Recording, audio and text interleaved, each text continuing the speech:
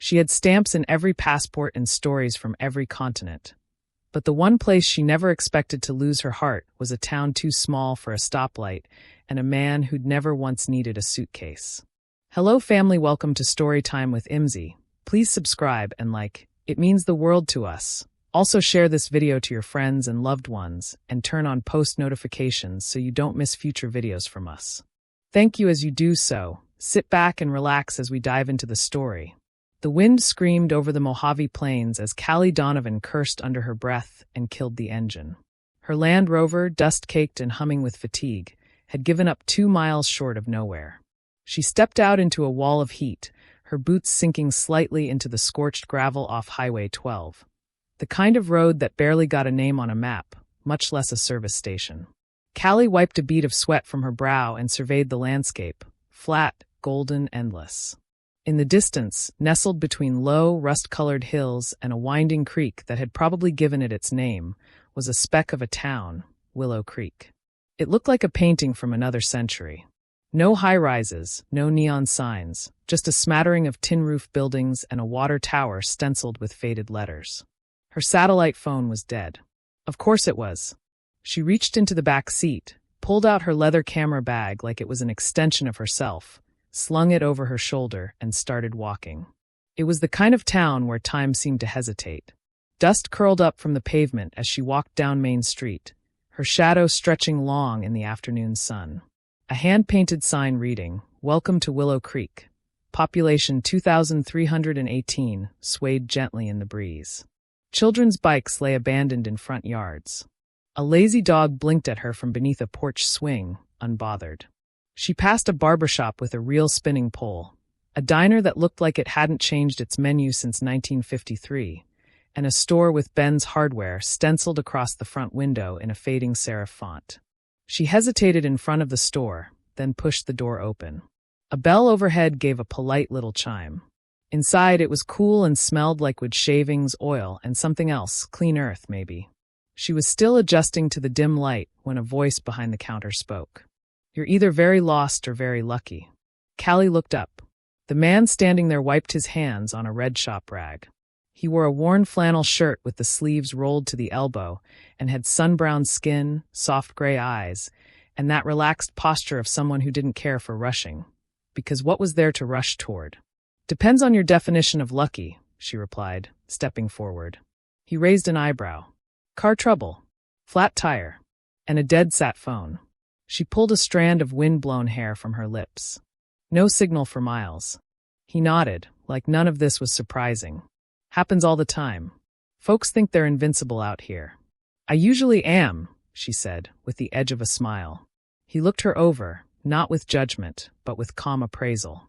"Well, we've got jacks, air compressors, and good old-fashioned know-how. Name's Ben." "Callie," she replied, shaking his calloused hand. It was warm, firm, and real in a way most things weren't anymore. "You passing through?" "Eventually." He smiled faintly, like he didn't quite believe her. "You'll want to see Jane at the diner if you're hungry. She makes a mean peach pie. I'll grab the tools." Callie wandered the aisles while he disappeared into the back. Each shelf was perfectly organized, every hammer and screw labeled and sorted, like a museum of purpose. She touched a box of brass nails, feeling oddly out of place among things that didn't need to move to matter. Ben returned, holding a metal toolbox. "I can take a look. If you've got a spare, we'll have you back on the road before sunset." But Callie wasn't sure she wanted to be back on the road just yet. Outside, the sky was bleeding into orange. Somewhere in the distance, a church bell chimed once, soft and steady. Callie looked toward the hills beyond the town, then back at the man beside her. Maybe, for the first time in a long time, standing still wouldn't feel like standing still at all. The next morning, Willow Creek woke slowly, like a cat stretching in a sunbeam. Morning light filtered through lace curtains in the small inn where Callie had taken a room. Recommended, of course, by Ben, who'd insisted Jane's cousin ran the place and wouldn't charge a traveler too much. He hadn't asked for anything in return for fixing her tire, though she had offered. He just said, "Wasn't any trouble," and tipped his hat like they were in a damn western. She stepped out into the cool morning, the kind that carried the last breath of night, and made her way down Main Street. The town was a quiet hum now, someone watering flower boxes, an old man sweeping the sidewalk in front of the post office, the creak of a rocking chair on a porch just out of view. She found herself drawn back to the hardware store. Back already? Ben looked up from behind the counter, where he was arranging a row of paint cans with the precision of someone who found comfort in order. Just thought I'd thank you again. And maybe. Callie looked down, suddenly unsure of herself. Maybe you could point me to a place with decent coffee? Ben chuckled softly. You won't find decent here. But if you don't mind strong and a little burnt, Jane's got a fresh pot by now. You eat breakfast. I usually forget. He gave her a look that hovered somewhere between amused and concerned. Well, around here, that's considered a felony. Let me walk you over. They strolled toward the diner, the kind of place where every booth had duct tape on the seats and the waitress knew everyone's order by heart. Callie's boots clicked on the sidewalk while Ben's steps were quieter, steadier, like the earth trusted him more.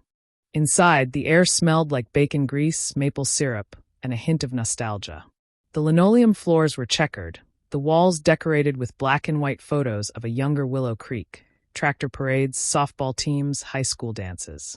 Jane, a stout woman in her 60s with a halo of gray curls, greeted Ben like he was her son. Her eyes flicked to Callie with open curiosity. This her? She asked with a grin, not even pretending to be subtle. Callie arched a brow. Her who? Ben coughed into his hand. Don't start, Jane. Callie laughed, the sound surprising her. It had been a while. They sat in a corner booth. Ben ordered eggs and biscuits with gravy. Callie got pancakes, unsure why she suddenly wanted to linger. So, he said, stirring his coffee, what's a woman like you doing driving through the middle of nowhere without a plan? I have a plan, Callie replied, half defensive, half lying. I just let it evolve sometimes. Must be nice. Most folks I know don't get to wander until they're retired. And even then, they stick close to home. You never wanted to leave? Ben sipped his coffee, considering. Sure, when I was younger. Had dreams of seeing places with names hard to pronounce. But every time I thought about leaving, something here kept me rooted. My dad's health. The store. The people. Then the reasons changed, but the answer didn't. Callie looked out the window, where a teenager pedaled by on a rusted bike, waving at Jane as he passed. You ever regret it? She asked. He was quiet for a long moment. Then he shook his head. Not once. I know every street in this town. Every face. I know how the creek sounds after a storm and what day the first leaf changes on the big oak by the courthouse. That kind of knowing has its own kind of magic. Callie felt something twist gently in her chest. She had countries stamped in her passport, but couldn't remember the name of the last town she passed through. Couldn't remember the last time she stayed long enough to learn anything other than how the airport coffee tasted. The breakfast plates arrived. For a while, they ate in comfortable silence. You know, Ben said finally, you could stay a few days. You look like you need it. Callie met his eyes. There was no flirtation in the offer. No pressure. Just a quiet, honest suggestion from someone who saw more than he let on. And maybe he was right. Callie stayed. One day turned into 2, then 3, and by the end of the week, she'd stopped checking the time on her phone and started waking up with the sunrise instead. Willow Creek moved differently. Slower, yes, but with a rhythm that pulsed steady beneath the surface, like a river flowing under ice. She found herself drawn more and more into Ben's world, as though it had a quiet gravity of its own. On Thursday, he invited her on a hike. Trails behind the ridge. About an hour up. You'll get a view worth staying for. Callie, who had hiked in the Himalayas, who had camped in the Amazon with a camera and a notebook, raised a skeptical brow. But something in his expression was so earnest, so sure of its simplicity, that she agreed. They walked through tall grass and under cottonwoods, the narrow trail shaded by drooping branches and dappled sunlight.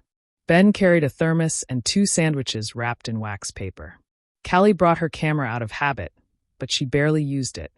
You always bring sandwiches on hikes? She asked, smirking. Only when I'm trying to impress someone. She laughed, her eyes flicking to him. This is you trying to impress me? He shrugged. I'm working with what I've got. The trail crested at a ledge that overlooked Willow Creek, nestled in its patchwork of green and gold, the rooftops glinting like coins scattered across a field. Callie sat down on a flat rock, legs dangling over the edge. Ben handed her a sandwich, turkey and cheddar, no condiments, the kind of no-nonsense meal you make with your hands in the dark before sunrise. They ate in companionable silence, the kind that doesn't need to fill space to feel whole. A hawk wheeled above them. Wind brushed through the grass behind them, and in that sound, Callie thought she heard something ancient, something she hadn't listened to in years. Peace. I used to come here after my dad passed, Ben said quietly, his voice low and steady. Felt like I could breathe up here. Like the town was big enough to hold my grief if I looked at it from a distance. Callie turned to him, her expression softening. I lost my mom on assignment. Cambodia. She was already sick, and I didn't make it home in time. Ben didn't reach for her hand. He didn't say he was sorry. He just nodded, and it was enough. Later, as they descended the trail, Callie caught him glancing her way. It wasn't the look of a man falling headlong. It was something gentler. A slow burn. The flicker of a question neither of them was ready to ask. That night, the town gathered at the square for the annual Firefly Festival. Strings of golden lights crisscrossed overhead, and mason jars filled with real fireflies glowed on picnic tables. There was music, bluegrass, fiddles, laughter. Kids danced barefoot on the grass, their faces sticky with cotton candy. Callie leaned against a lamppost, watching Ben play horseshoes with an older man in a straw hat. She wasn't sure what struck her more, that Ben had never left this town, or that he didn't seem to want to. He didn't chase novelty. He didn't need to. Everything he loved was here, and now, for some unspoken reason, that included her. As the first notes of a slow waltz drifted through the air, Ben came up beside her, brushing his fingers lightly against hers. Dance with me? Callie hesitated, then took his hand. They moved slowly, deliberately, her head resting briefly against his shoulder, the scent of cedar and wind-blown hay clinging to his flannel shirt.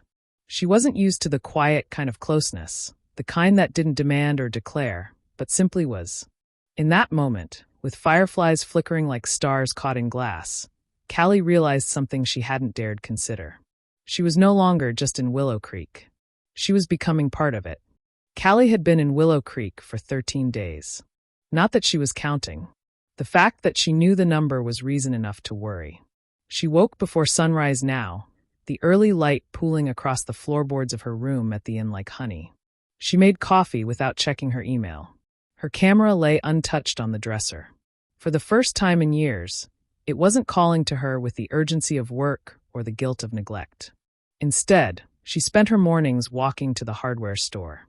Ben had started saving tasks for her. Nothing too dangerous, he'd tease. Don't want to risk a global headline. Woman dies organizing screws. So she'd sweep the aisles or restock shelves, asking questions about the difference between masonry nails and wood screws. Half to learn and half just to keep the sound of his voice close. He wasn't flirtatious in the traditional sense. No slick lines, no romantic declarations. But he noticed things like how she took her coffee black with a touch of cinnamon, or how she always touched the edge of her necklace when she was thinking. He noticed and he remembered. That mattered more. Still, Callie couldn't stop her old instincts from creeping in. She felt them surface like ghosts as she and Ben walked together one evening to the old barn on the edge of his family's land. It hadn't been used in years, but he said the view from the hill behind it was worth the climb. I used to sneak up here when I was a kid, Ben said as they reached the top. Back when I thought this town was too small for me. Thought the world was out there, waiting. It still is, Callie said softly. He looked at her, that calm gaze steady as a tide. I'm not sure I need it the way I used to. She wanted to say something, but the words caught. The truth was she did still need it, the world. Or thought she did. The movement, the stories, the freedom to disappear and reappear somewhere else. Callie had lived out of a duffel bag since her 20s. Her longest relationship lasted just under a year, and it had ended with a message on a cracked screen halfway through a refugee camp interview. That version of her, the woman who was always packing, always moving, still lived under her skin. But now, standing beside a man who fixed broken things with his hands and didn't speak unless he meant it, she felt something shift. You thinking of leaving? Ben asked. Not accusing. Not desperate. Just curious. I don't know, she said. I'm used to moving on. It's easier that way. He nodded, looking out over the fields. But not better? Callie didn't answer. She didn't have to. The silence was thick with honesty. I've never been on a plane, he admitted after a while. Never needed to. Everything I've wanted was here. She looked at him sideways, caught off guard. Everything. He met her gaze. And this time, there was something in his eyes. Something raw. Maybe not everything, he said. Her breath caught, but she turned away, brushing hair behind her ear, heart stumbling through something she couldn't name. On the way back, they walked in silence. Not cold, just full. A silence that held all the things they weren't ready to say. That night, Callie lay awake under a ceiling fan, listening to crickets. The moonlight painted ghostly shapes on the wall, and for the first time in years, she felt restless in a place that was still. She was falling. Slowly, cautiously, like a woman lowering herself into deep water, unsure if she knew how to float anymore. And she didn't know if she was ready. But she was no longer certain she wanted to keep running. The call came just before dawn, sharp and unwelcome, like a pebble against glass. Callie's phone buzzed on the nightstand. She ignored it at first. Willow Creek had taught her the luxury of slow mornings, the warmth of blankets, the soft hush of a town still sleeping. But the buzzing persisted, vibrating through the wood like it had claws. She sat up, hair tousled, and answered. Callie? It's Luis. Sorry to wake you. Her editor. From New York. The voice alone was like a door slamming open in her chest. We need you in Morocco. Earthquake in the Atlas. High casualties, limited media on site. Your closest. Can you be packed in 3 hours? She didn't answer right away. She looked around the room.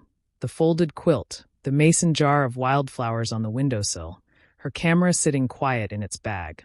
Callie, Luis prompted. She cleared her throat. Yeah, I can be there. By 8, she was packed. The gear went in first, camera bodies, lenses, batteries, chargers. The clothes came next. Boots. Field notebook. Everything fell into place with the practiced precision of someone who had done this 100 times. Everything except her heart. She hadn't told Ben yet. She found him behind the hardware store, in the shed where he kept scrap wood and tools too stubborn to be sold. He was working on something. She didn't ask what. His sleeves were rolled, forearms dusted with sawdust, his flannel shirt open over a faded t-shirt. He looked up and smiled when he saw her. That smile stopped her cold. You okay? He asked, catching something in her face. She nodded, then shook her head. I got a call. Ben's smile faded. He put down the chisel. Work. She exhaled. Morocco. Earthquake. I'm the closest correspondent they've got. He said nothing for a moment. A bird chirped from somewhere overhead. The sawdust settled. When? In an hour. His brow furrowed. You're leaving today? Callie's throat tightened. I didn't plan this, Ben. You know I didn't. I know, he said softly. And he did. She could see it in his eyes. He wasn't angry, not exactly. Just hurt. She stepped closer, touched his arm. This is who I am. You knew that. I did, he said. But I was starting to think maybe you were becoming something else, too. That landed with more weight than she was ready for. I'll be back, she offered, even though she couldn't promise it. Ben looked at her, gaze steady. No, you won't. Not really. You'll leave, and maybe you'll come back for a while. But part of you will always be out there. She swallowed hard. You make that sound like a bad thing. It's not, he said after a moment. It's just not my thing. Callie stood there, suitcase in hand, unable to find the right words. The silence between them wasn't angry or bitter. It was honest. That made it worse. He walked her to her car. At the door, he reached into his pocket and handed her a folded paper napkin. What's this? Jane's peach pie recipe. In case you get homesick, he said with a small, sad smile. Callie didn't cry. Not until the rearview mirror showed the last outline of Willow Creek fading behind her. She hadn't realized until she was gone how deeply rooted she had begun to feel. How strange it was, after all these years, to leave a place that had finally started to feel like home. Morocco was chaos. The streets of Marrakesh were dusted in rubble, smoke hanging low over cracked buildings and broken lives. Callie moved through the wreckage like a shadow, capturing, documenting, bearing witness. It was what she was built for. Her fingers knew the rhythm of urgency. Her lens focused, her voice steady in interviews, her name suddenly back on the headlines. Photojournalist Callie Donovan delivers raw truth from the ruins. But at night, after the flashbulbs dimmed and the silence closed in, she felt hollow.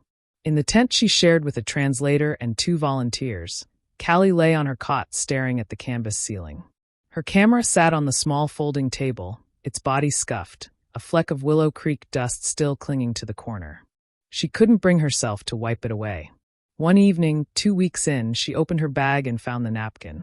Ben's handwriting was small and careful, slightly smudged near the edge where she'd gripped it too tightly before folding it. She ran her thumb across the words. Use ripe peaches. Don't rush the crust. Some things are better when they take their time. She read it 3 times. Then she folded it again and tucked it into the back pocket of her journal. The next morning, she submitted her last dispatch. 2 more weeks passed. Paris. Istanbul. Briefings. Check-ins. Her editor called the Morocco piece one of her best. They wanted her in Sudan next. Or Iceland. Or anywhere but where her thoughts kept drifting. Back to a man in a flannel shirt and a town with a population sign that probably hadn't changed in a decade. She didn't write to Ben. Not at first. She wasn't sure what to say. She didn't know how to say I left. And I wish I hadn't without sounding like someone who wanted the world and the one person she couldn't ask to give it up. But she did write. A letter longhand. Folded into an envelope addressed in a careful, hesitant scrawl. Ben, I don't know if you'll read this. Maybe you'll toss it. Maybe you'll tuck it in a drawer with receipts and spare keys. I wouldn't blame you. I left.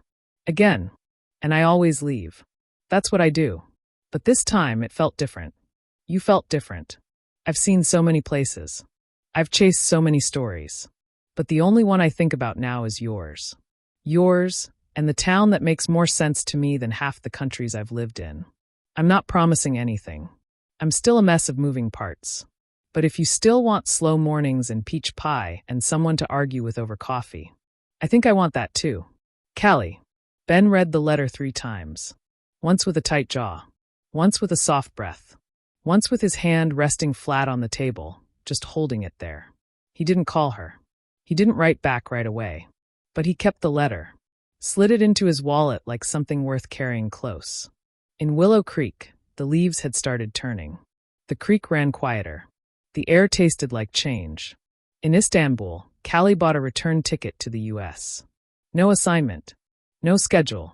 Just a plane, a backpack, and a memory of fireflies and a man who didn't try to make her stay, but made her want to. The airport in Boise was small, quiet, and forgettable, exactly what Callie needed. She stepped off the plane with no camera slung over her shoulder, no rolling bag filled with gear, no itinerary taped to the inside of her passport. Just her backpack and a letter-shaped weight in her chest. She hadn't told Ben she was coming. Willow Creek was 2 hours east, winding through flatland and forest, the road stretching out like ribbon toward something she wasn't entirely sure she deserved. She drove a rental car, windows down, the autumn wind threading through her fingers like a prayer. The trees were shedding, red-orange, gold drifting like confetti into the road. The town emerged slowly from the landscape, like it had been waiting for her, but never expecting her. She parked outside Ben's Hardware at noon. The same hand-painted sign hung above the door. The same bell chimed overhead. Ben stood behind the counter, elbow deep in a display of new lanterns. His head turned at the sound of the bell, and for a moment he didn't speak. Neither did she. Then, hey. It was a simple word. Small. But it cracked something open. Hey, Callie replied. Ben wiped his hands on a cloth, eyes never leaving hers. Didn't expect you. I didn't plan it. I just didn't want to not come. He nodded, slow and unreadable. You here for a story? No, she stepped closer. I'm here to stop writing one. He looked at her, brow creasing. She continued. I've spent my whole life moving, Ben. I thought that made me brave. But leaving you, leaving this, it felt less like freedom and more like fear. She paused. The air between them felt alive. I don't want to stop traveling. I don't know if I can. But I don't want to do it the same way. I want something to come back to. Someone. His jaw tightened, but his eyes softened. Callie, he said quietly, I'm not going to ask you to stay. I know, she said. But I'm not asking you to come with me either. Ben took a step around the counter, stopping just close enough for her to see the flicker of something hopeful in his expression. "So what are you asking?" She smiled, tired but honest. "I'm asking if we can build something that bends without breaking. If you'll let me come home, even if home looks different for both of us." Ben didn't answer right away. Instead, he walked over to the front door, flipped the open sign to closed, and locked it. Then he turned to her. "You hungry?" She blinked. "What?" "I've got pie at the house. I didn't use the recipe you gave me, but I made do." Callie laughed, shaky reel. "Ben Walker, are you bribing me with peach pie?" He shrugged, stepping closer now. "I'm bribing you with whatever you need." He took her hand, and this time, she didn't hesitate. It wasn't fireworks. It wasn't an explosion. It was something quieter, deeper, roots reaching for something they'd been missing. They walked out of the store together, into an afternoon thick with golden light. And Callie knew.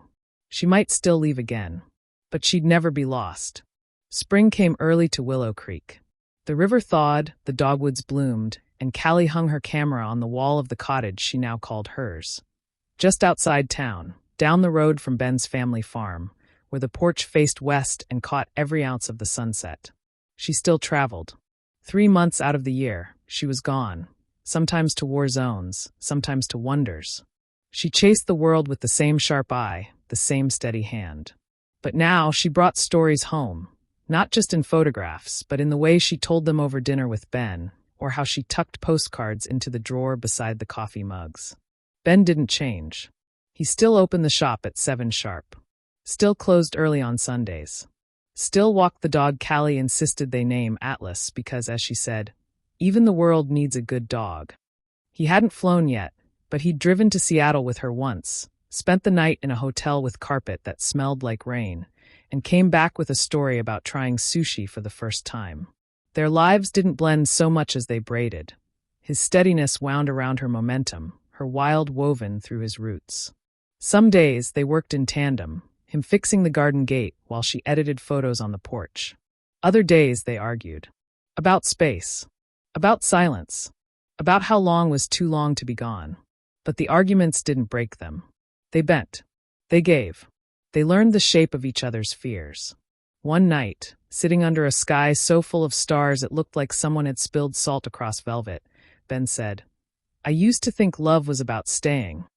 Callie turned toward him, brushing her fingers across his wrist. "And now?" He smiled.